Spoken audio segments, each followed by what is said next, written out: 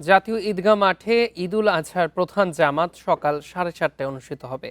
জামাতে অংশ নেবেন রাষ্ট্রপতি মোহাম্মদ শাহাবুদ্দিন ও প্রধানমন্ত্রী তারেক রহমান।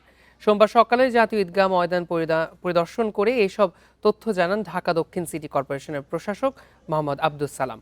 তিনি জানান, জাতীয় ঈদগাহ ময়দানে একসঙ্গে নামাজ আদায় করবেন 35,000 মানুষ। প্রবেশের জন্য 4টি ও বের হওয়ার জন্য 7টি গেট থাকবে। এছাড়া 8 ঘন্টার মধ্যে কোরবানির বর্জ্য অপসারণ করা হবে বলেও জানান প্রশাসক। ভোগান্তি ভুলে চলে আসুন রিগালে। ওয়ারেন্টি সহ স্টাইলিশ কালেকশন নিয়ে রেডি রিগাল ফার্নিচার। ঈদুল আজহার প্রধান জামাত সকাল 7:30 অনুষ্ঠিত হবে।